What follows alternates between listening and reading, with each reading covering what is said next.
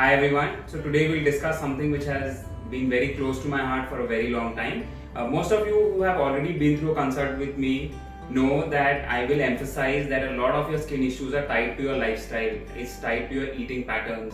Your polycystic ovarian syndrome is tied to what you eat, how you are resting, how your hormonal balance is, and so is anti-aging.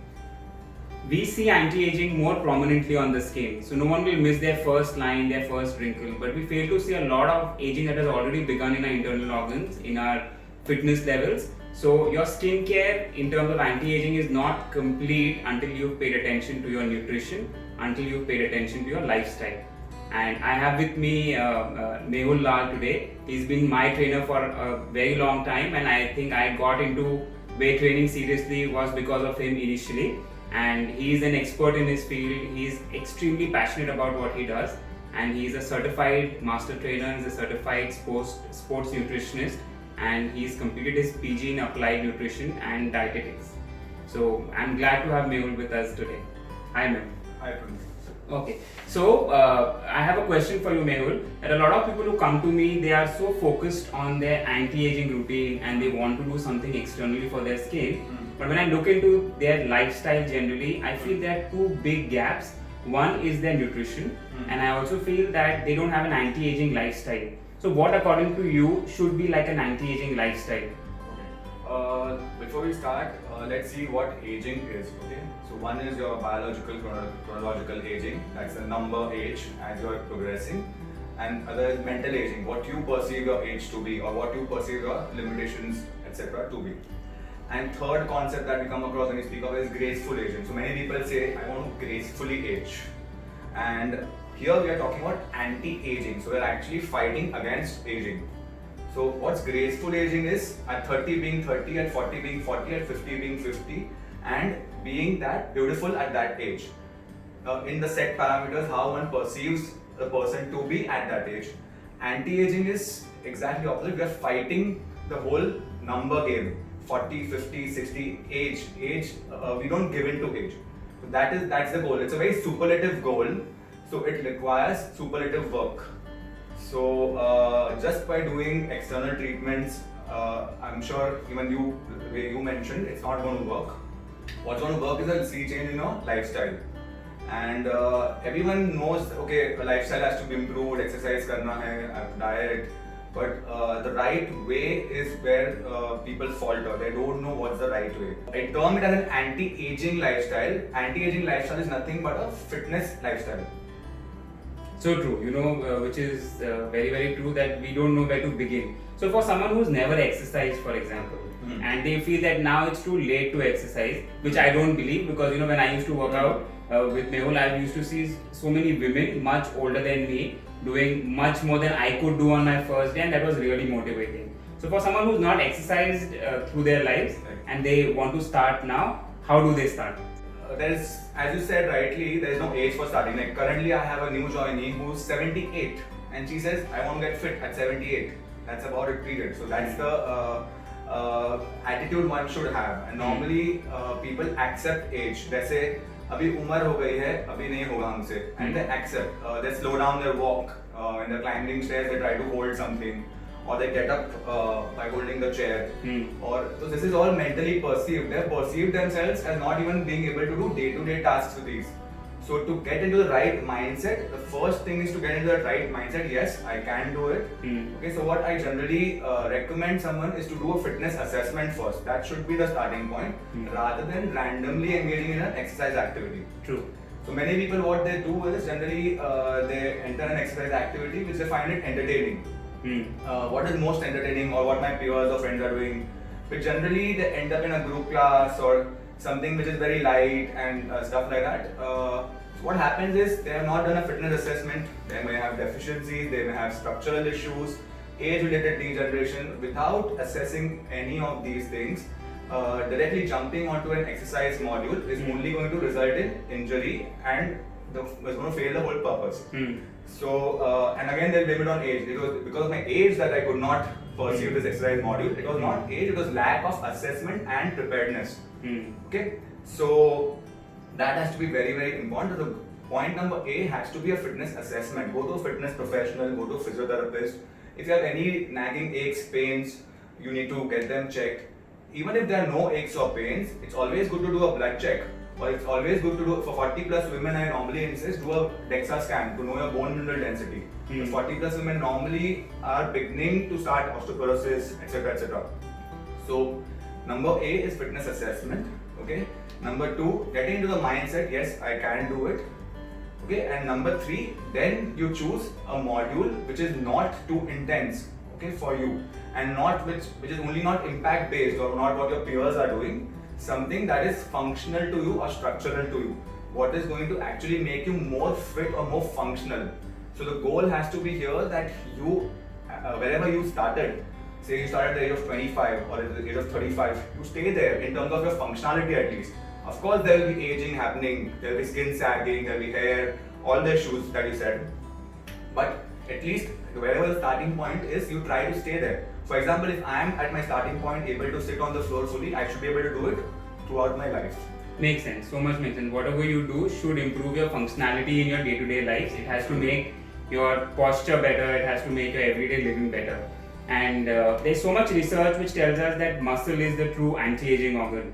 So there's so much benefit to gaining muscle, losing fat, and a lot of us fail to see this. So a lot of us, we fixate on our body weight, and I know so many of my friends who check their body weight every day, and they get paranoid even if they see a half a kg up and down. Right. I feel it's really not the way it should be. What's your take on this? See now, body weight is purely a number. Okay, it's the resistance imposed by us by the gravitational forces. It's your mass on planet Earth. Simple as that. Body weight is a combination of various things: your bone weight, bone density, your weight of your fluids in your body, weight of the organs, weight of the muscle tissue, and weight of your fat tissue. Now I name weight of the fat tissue as last because body fat tissue as such doesn't carry much weight. It occupies more space. It's like cotton, it spreads, but it's very light. And your muscle or your bones are like iron, they're compact and they have more weight. So weight is a very, very obsolete concept. It's no longer existent as such. What we need to look into is the ratio of fat to muscle. Okay, so when you, as I mentioned, the BMD DEXA scan, when you do a DEXA scan, you come to know your fat to muscle ratio. Now, in terms of someone who's perceiving himself as overweight on the scale, they have a standard norm that I should be 40 or 45 or 50. Is because of peers and reading somewhere this X celebrity is this weight or white sportsman is this weight. So their weight goal is set because of what they have been seeing and what they perceive themselves to be overweight. So of course, weight loss again is a byproduct. Okay, but we need to ensure that weight loss is as a result of pure fat loss and it's not as a result of muscle loss. So what happens is when you exercise extra, okay, you indulge in excessive exercise, modules which are very, very cardio based, and diets which are extremely low on protein, you do get faster results on the scale. You see on the weighing scale the weight dropping 2 kg a week, you're happy. Okay, what you're actually losing is your precious muscle tissue. Body fat is there and there. And what actually is going to happen is it's more of aging than anti-aging that is going to happen. True. You may lose weight on the scale, but you're going to look a lot more haggard, okay, and a lot more aged. So feel weaker as well, not as strong. Absolutely, feel weaker as well. So the right goal has to be a comprehensive picture of your fat to muscle ratio, that's your body composition, and weight as a side effect. Now every human being has a different bone density, okay, and a particular weight that they stick to, and that's the minimum they can go to. Even you have seen yourself that after a point weight loss doesn't happen. You know it, and anyone who promises that by doing wrong means is actually conning you. After that, what happens is that final shedding. You know, so I have a person who's at 90 kg looking extremely obese. The same person after going through a fat loss regime and muscle gain regime at 90 kg looking extremely aesthetic. So the composition has changed. Exactly. What has changed is the body composition. So it's in favor of muscle now. Earlier it was in favor of fat. So being of a certain weight is a wrong goal to set. What one needs to focus on is improving the fitness and aesthetics being the byproduct of it. So just because someone is looking a particular way, we do tend to get influenced, by the way, a lot by a person how he's looking. And how a person is looking or how a person's body composition is to a great extent is genetics as well. And generally, Yeah, but a lot of us just keep blaming our genetics. Genetically, I have inherited hair loss. Genetically, everyone in my family is extremely thin. I never put on weight. But genetics, your environment, and what you do out of these two is another thing. So I'm sure you've also seen people who have bad genetics, but they fight it by probably working a little bit harder than the other guy. absolutely. So genetics should not be an excuse for not exercising or giving into your genetics. I always motivate people. Probably you have to work a little bit harder, but you have to reach there. So I have been a fat child myself. Hmm. So I have swum against the tide and tried to make my own physique.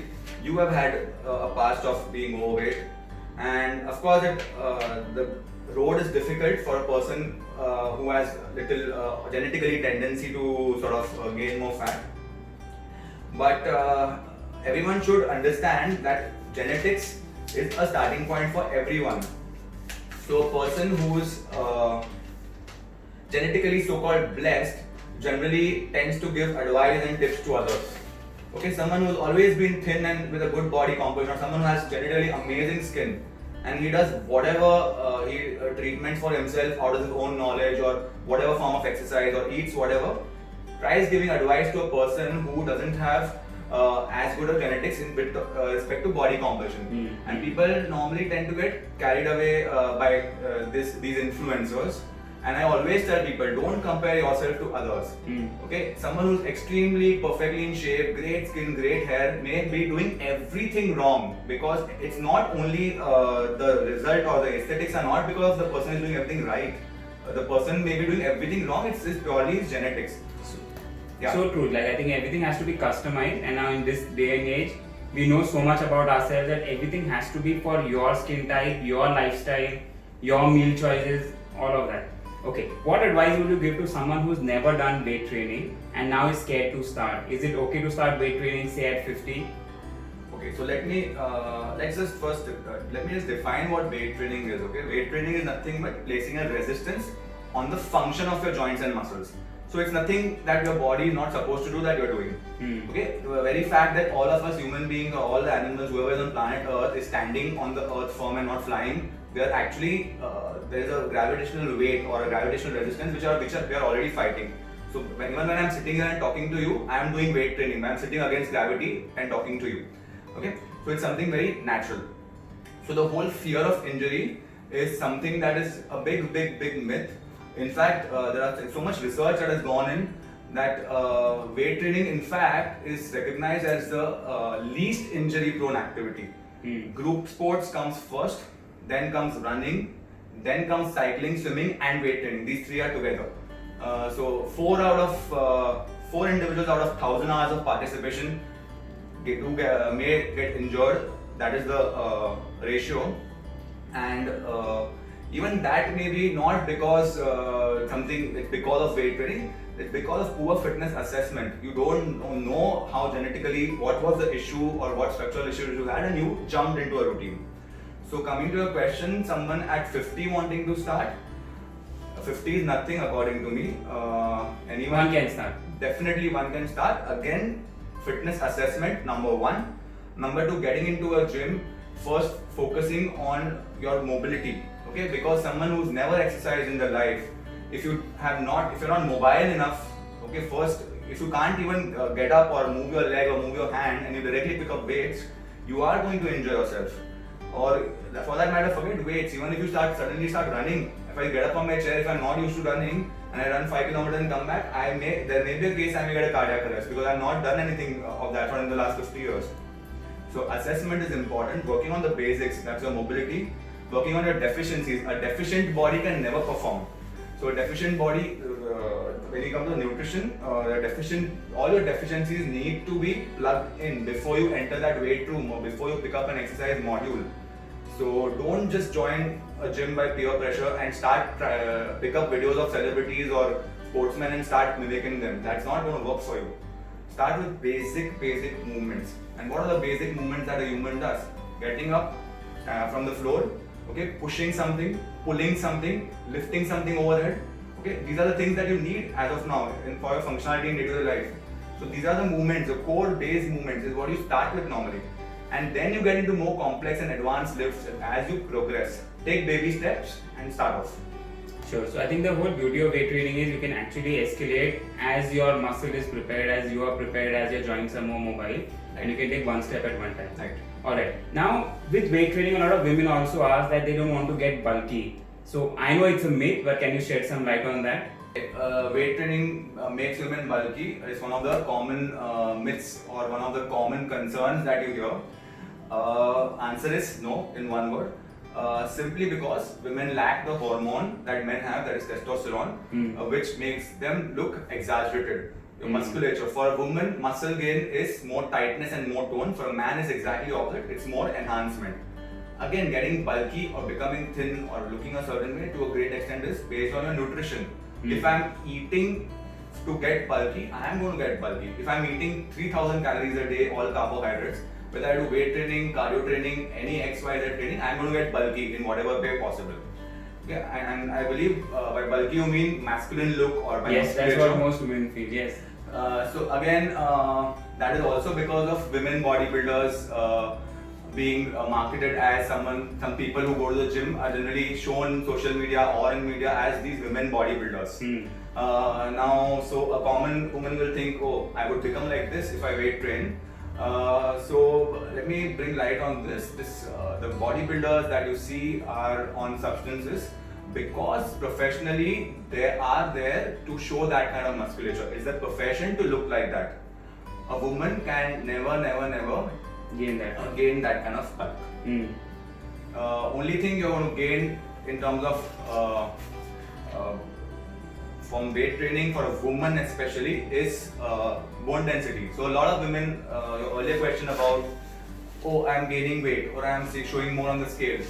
Someone who's not overweight otherwise in terms of your height to weight ratio enters the weight room suddenly. And generally, sorry, but women are more obsessed with weight than men. They like to see a certain number on the scale. So a girl who's or a woman who's proper weight as per her perception and in general height to weight ratio and all, starts weight training, doing extremely well, all of that looks the same but starts showing a little higher on the scale. Now again freaks out what's happening to me. But this is because of increase in bone density as well, which is one of the important side effects or benefits of weight training that happens. True, that's anti-aging because the more your muscle and tendon pulls on the bone retains more calcium. Absolutely. So that's actually anti-aging, and a lot of research shows that your calcium and your bone density increases when you do weight training, which does not happen with other forms of exercise.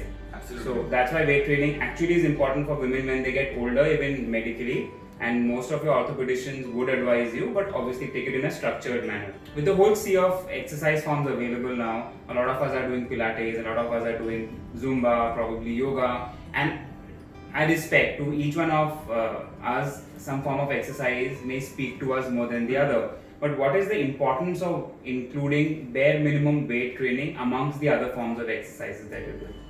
Weight training basically is not just for looking a certain way.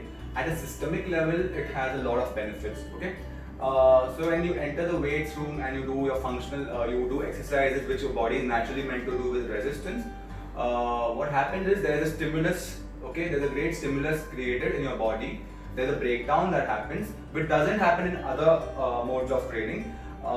Which leads to something known as EPOC, that is excess post-exercise oxygen consumption. Okay, in common terms, it's known as afterburn.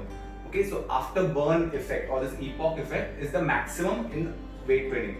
So it can last for 48 to 72 hours depending on the intensity of your weight training. Okay, so what happens in this 48 to 72 hours?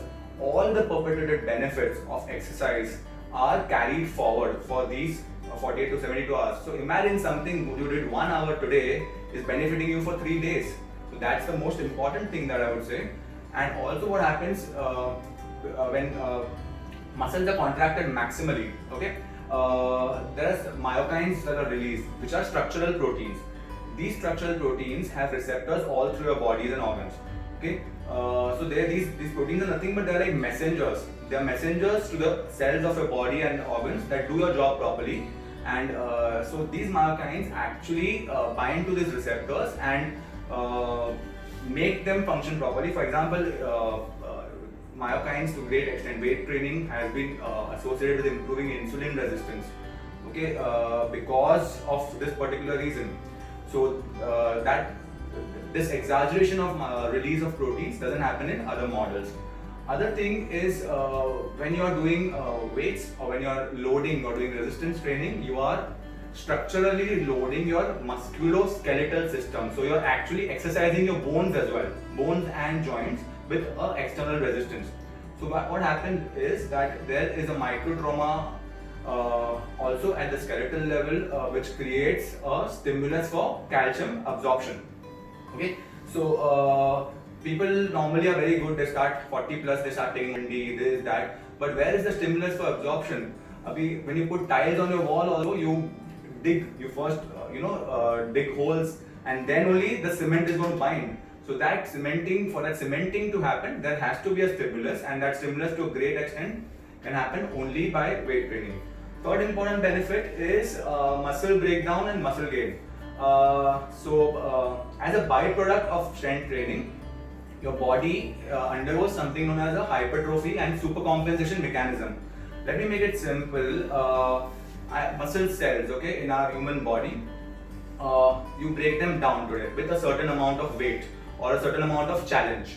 Okay, as a 48 hours or 72 hours recovery period, your muscle cells are going to recover because of whatever food you eat, because of the rest and recovery, and are going to recover and become stronger and stronger to face that, face the load or face the resistance in future.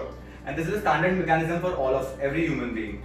So that is going to lead to something known as hypertrophy, that is increase in the size of your muscle cells at the micro level. Okay, which so invariably is going to make you build a lot more muscle. Okay, so again, as I said, when it comes to women, the muscle makes them more compact. For men, more defined. Okay, or more exaggerated. Again, depending on your goals, where you want to reach. And there's a saying that a person is as old as the muscle he carries. So we have, certain people who you also mentioned are 50 plus and 60 plus and running marathon. The kind of muscle they carry is more than a 20-year-old. So I would call that person a 20-year-old.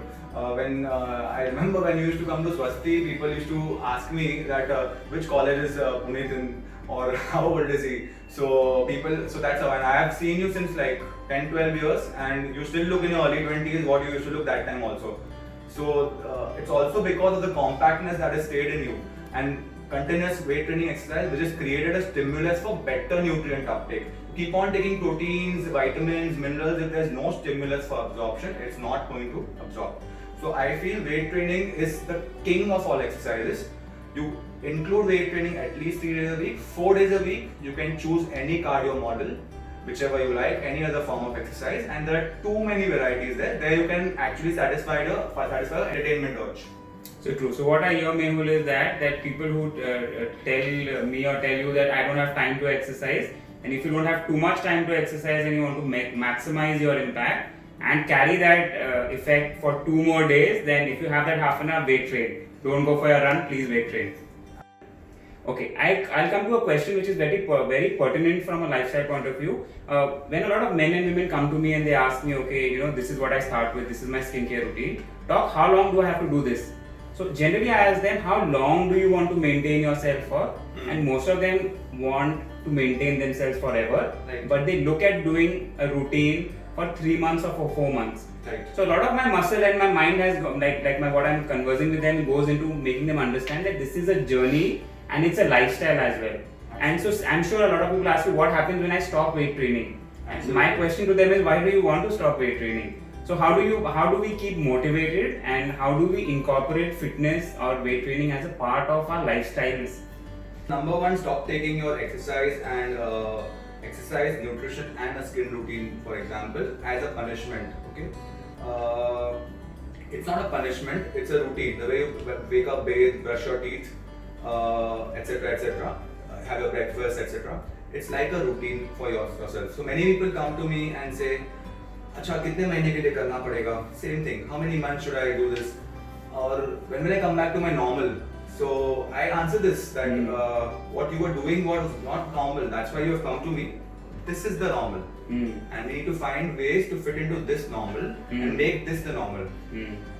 Motivation a lot, of course, comes from a professional, like you motivate. I know you have motivated me as well to do my skin etc. routine, whatever have you prescribed me. From as a fitness professional also and as a nutritionist also, a lot of motivation comes from me also. Number one, by walking the talk, I myself follow whatever I preach, and number two, by talking it out to them, try giving them options, trying to make them stick to it, and gradually over a period of time, as they see results, as they see themselves getting better, a lot of things is self-motivated. So also I tell people, when you pick up an exercise routine, okay, don't pick up for the entertainment value. Okay, you have 7 days a week. Okay, I'm sure 3 days a week you can do what needs to be done. 4 days you do whatever you want to do. Because for your cardio activity, there are too many options. For structured strength training, you have to do the conventional. Don't try to do the entertaining and fascinating bit. Do the conventional bit. For example, I remember you telling me, before you step out of your home, sunscreen is a must. And this is it. This is what you have to do. I said, when do I have to stop it? No, you have to do this, and this is a lifestyle thing. So that's how it is. So true, it has to become a part of your routine, and I know guys who you've been exercising regularly, the day you don't, there is something that you're already missing. And same happens with your skincare. The day you don't do your skincare, you know that you missed something, and couple of times here and there is okay, as long as it becomes, you accept it as a lifestyle. Absolutely. Okay. So the next bit is, a lot of people who are exercising are not eating correct, and most of my patients are vegetarians, and I somehow feel that the Indian vegetarian diet generally is very carb based. All our breakfasts, lunches, dinners are more carb heavy. So what can we do to kind of balance our macros well?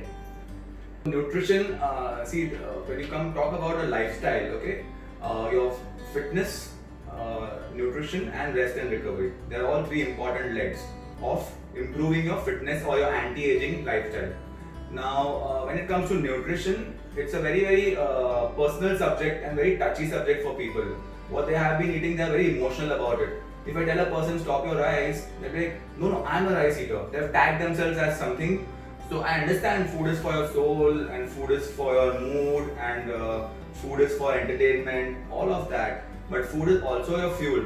So that's one thing, that motivation has to be there, that your body is running on the food that you're eating. Okay, and that is what is supporting your genetics. Now, having said that, when you talk about food objectively, you have your macronutrients and then you have your micronutrients. When you talk about macronutrients, we talk about proteins, carbs and fats. Now, these are the things that we normally talk about. Okay, what is carbs, what's proteins, how much to do what. Let's come to each one by one. Carbohydrates, for example, Indian diets are dominant in carbohydrates. Okay, there is not a single plate where I can't find excess of carbohydrates in an Indian scenario. Roti, sabzi, dal, rice, all sources of carbs. Okay, and plus whatever mithai or farsan and whatever you eat, it's again going to be carbs. And there's a lot of research to back this, that excess carbohydrate consumption leads to accelerated aging. Okay, I'm sure you will also have your... Yeah, sure. And especially if it's refined carbs, that's where the damage happens. So, be it skin aging or be it cardiovascular issues or high triglycerides or being inflammation in the body, in general, excess insulin resistance, that is diabetes, in general, excess carbohydrate intake has been linked to a lot of issues. Now, in an Indian scenario, okay, roti is like one staple. Like if you ask someone to reduce the content of roti or the quantity of roti, they would be like, they would be fumbling all over the place. I remember as a child, my mom used to keep competition. Kaun kitna roti khata hai, he's the winner. Me and my brother used to compete. So this is the mindset that has come from childhood. That okay, roti is the must, then there's dal is the must, it's a high protein source. So let's first come to what sources of carbohydrates are. Okay, in our plate, your cereals, pulses, fruits, vegetables. Everything gives you carbohydrates. Now there are good and bad carbohydrates. By good, I simply mean the carbohydrates which slowly release in your bloodstream, known as low glycemic index carbs. And by bad carbohydrates, I mean the refined ones, the fast sugars, the fast carbohydrates, which release in your bloodstream very, very fast. For example, if I pick a refined carbohydrate, I pick a white bread and I eat. What happens is, it causes a panic situation and an insulin spike. Whatever energy the body needs at that moment, it absorbs from the carbohydrate. Any excess is floating in your system as blood sugar and gets deposited as body fat. Okay. Also, continuous abuse of refined carbohydrate. Sorry, I'm using the word abuse because it is actually a challenge and an abuse to your hormones. The insulin keeps on spiking up and down. In the long run, what's going to happen is insulin resistance is going to set in, and which will have its own implications in terms of disease. Now, how to cut down carbohydrates, because whatever food we are seeing is carbohydrate rich. For example, I am not ready to give up a roti from my plate, okay, and I have come to you and you tell me I don't want to give up. So there are a lot of alternate options. Now you get a lot of flours, alternate flours which are not dominant in carbohydrates. For example, you can substitute your wheat roti by an almond flour roti, or you can substitute your wheat normal chapati by a flax meal roti. There are too many things that are available in the market. Rice, for example, you get red rice, black rice, which are lower on glycemic index, and then you get people make cauliflower rice, so which is again just a vegetable. So I understand this concern 10 years back, but in the current scenario, there are too many alternatives available. So I see no excuse for missing out on any single ingredient, including breads, cookies, biscuits, you name it, and there's an option available for everything. So you really don't need to stay hungry if you want to cut down carbs. You need to just opt the correct option, okay, and remove the emotion out of it. That okay, मुझे तो फुला हुआ ही रोटी पसंद है. This is I don't like this flat roti, or yeah, I like only the taste of white bread, or I'm a rice eater, I'm a born South Indian. So these are the things that you come to hear. So of course there has to be an effort that is required. But having said that, it's not that big an effort that you really have to quit things. You have to switch to alternatives. When we speak of refined sugars, again that brings me to sugar substitutes. So I am myself. I have not touched sugar since like I don't know when, maybe since because I have been an overweight teenager and an overweight child. So I've always been in the quest of searching sugar substitutes. So there are too many available right now in the market. I don't have to really worry about missing my dessert if I crave for it. There are a lot of safe, natural sugar alternatives available. One has to understand, just because an alternative is natural, it may not be a perfect substitute to a sugar. I can give an example. For example, many people substitute sugar with honey, jaggery, and brown sugar and all just as bad. I'm with you in that. So I ask people how much sugar are you taking, and they completely forget the jaggery they have put and the honey they have used. They are all simple carbohydrates. Exactly. And a lot of this insulin resistance actually then marries into your androgens going up, your PCOS, acanthosis that we see, accelerated aging. So science has shown that sugar is one of the most inflammatory molecules. Absolutely. And see, I'm sure if everyone does it in a particular portion sizing, it's still okay. But sugar is so addictive, and we tend to abuse it so much that sometimes losing a balance between a portion sizes also becomes reality. So not just sugar, even carbohydrates, they're also very addictive. Not just someone just craves for rice and dal. I have people who are on diet. I'm craving for rice and dal, and they get panic attacks in the middle of the night. मुझे rice and dal खाना है, I'm not getting sleep. So carbs get converted in your bloodstream into sugars. Okay.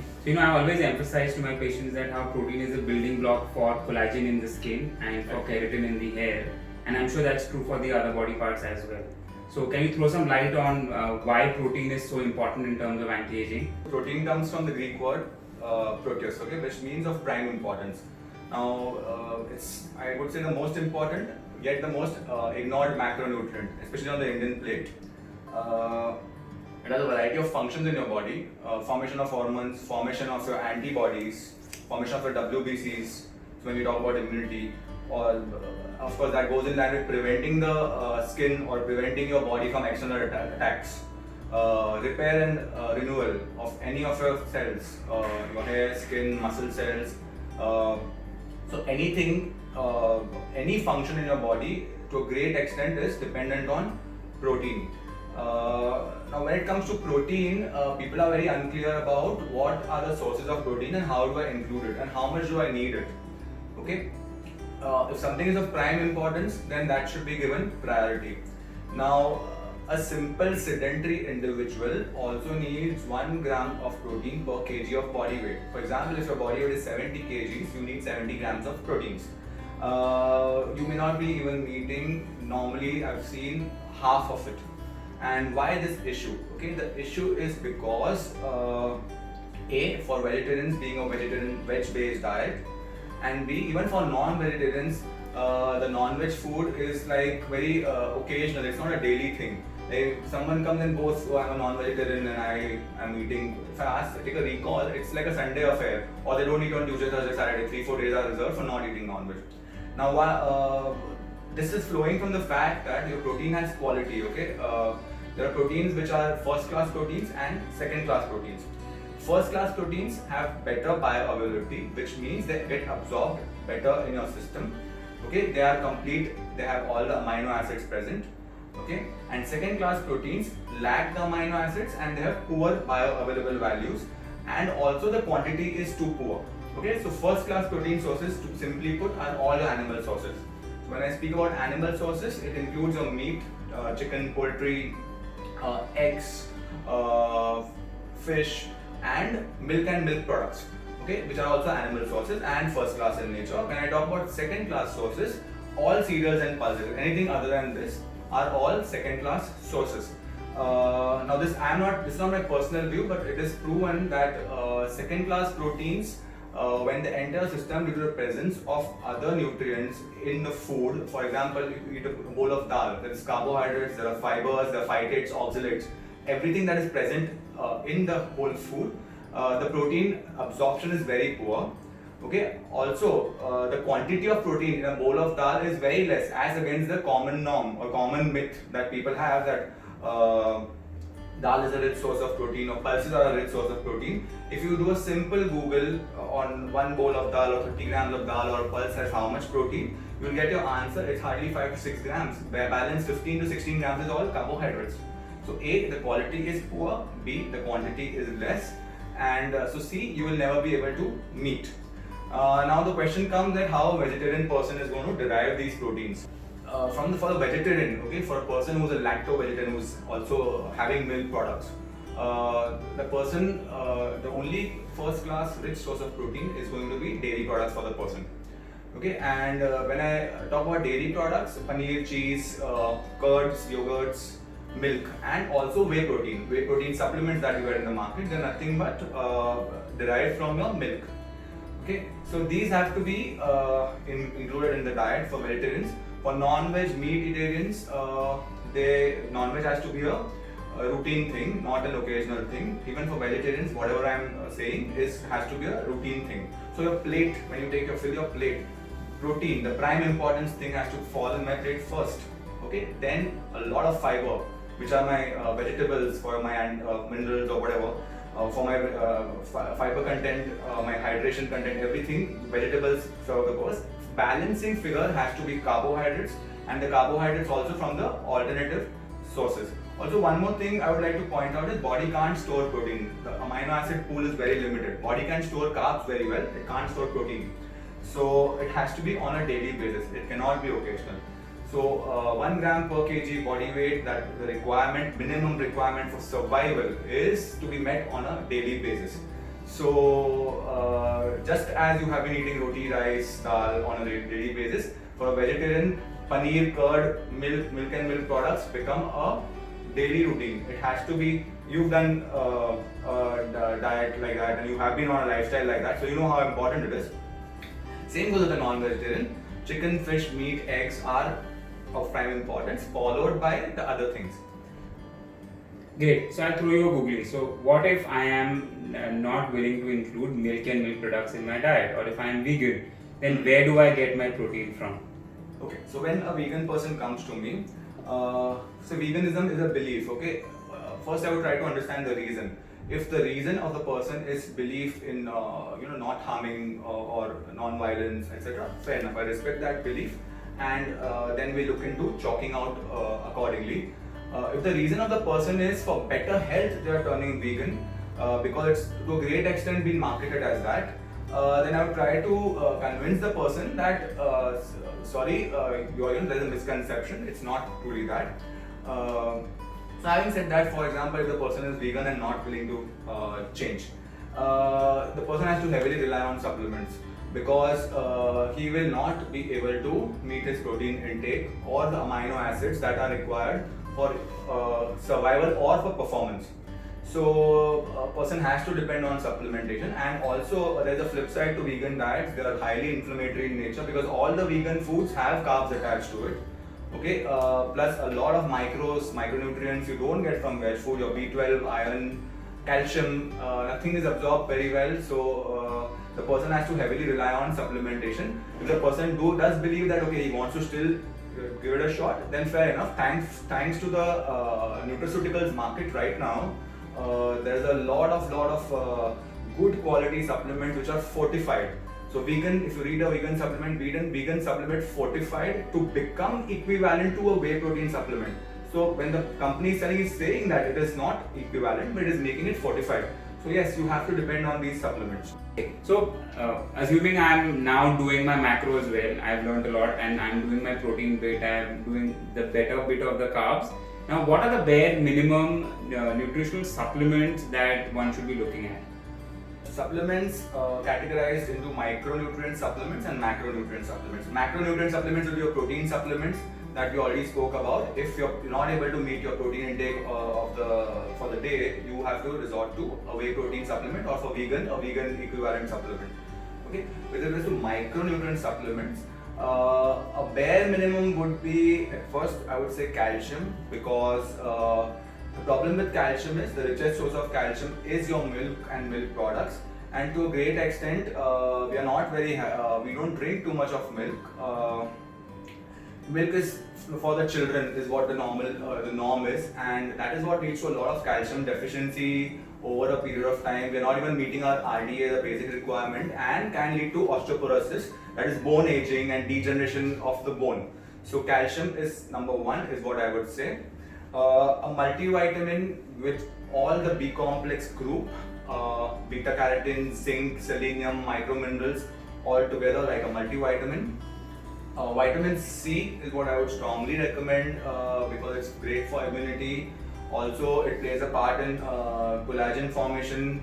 So for your skin, anti-aging or avoiding oxidative stress on your skin, vitamin C plays an important part. And omega-3 fatty acids is the fourth one. So omega-3 fatty acids again is a macronutrient supplement. It is your good fats of omega-3. So limited in food. Okay, your nuts, seeds, fish, flax seeds, algae are good sources of omega-3. So that is one thing that should be given. And omega-3 is like a magical fatty acid because it has a host of benefits, a lot of anti-inflammatory properties, helps in repair work, helps in building immunity, helps in fat loss. So a great supplement which you don't get from food. So yes, I would suggest omega-3. So these four should be a routine. If someone wants to go above this, then there are of course a lot of other available supplements in the market. Having said that, what I would like to say is that nutrition is a pyramid, okay? It's like this. So your macronutrients come here at the bottom, that is the base of the pyramid. Protein, carbs, fats and water. Water is the fourth macronutrient. People don't even drink enough water. Okay, that is a prime factor for whatever you're eating not being transported to anywhere in the body and not being channelized in the correct way. So the base, your four macronutrients, followed by basic micronutrients, okay, followed by the more advanced micronutrients, amino acids, collagen supplements, or anything that you take. So what normally people do is they jump the gun. They are on the top. What they do is they eat the cherry on the cake is correct, but the cake is baked wrongly. So none of these supplements are going to work if your protein intake is off, if your carbs are not correct, if your fats are not correct. So that is of most importance. Anti-aging lifestyle, okay, it's actually a tripod. So your exercise, progressive exercise, and goal-oriented exercise, balanced nutrition, okay, and the third leg that is also very important, which in city life all of us forget, is rest and recovery. Okay, most of us are not even getting sleep more than 4 or 5 hours or 6 hours. Okay, and also the quality of sleep is not great. Also, when I refer to recovery, it's not just sleep that I am referring to. It's also I'm referring to other recovery techniques. There are so many things available now. You get recovery supplements. That is one thing. Okay, something like meditation or yoga where you shut your eyes and you just zone out and recenter yourself. That is another recovery model. Third, using essential oils or bath salts, etc. Fourth, massages. That also is an important tool for recovery. Okay. Fifth, having wind chimes, a good sound, a good chants in your house. That's also another important recovery tool. So doing everything right and not sleeping and not recovering is also going to counteract. The body is not going to function optimally if it's not rested optimally. For our viewers, if you have to give them like the key points who missed the conversation, what are your take-home messages for us? In a nutshell, anti-aging, my pointers most important is exercise, add exercise, okay, especially weight training, intense progressive weight training, okay, in a structured manner, and this has to be for life. Okay. Point number B, watch out your nutrition. When we speak about nutrition, cut down those carbs, improve your protein, and balance out the fats intake. Don't make dietary fat as the culprit. The culprit is the excess carb intake, which needs to be cut down to a great extent. And point number C, rest and recovery. Rest, sleep well, recover, pamper yourself, meditate, and see the results.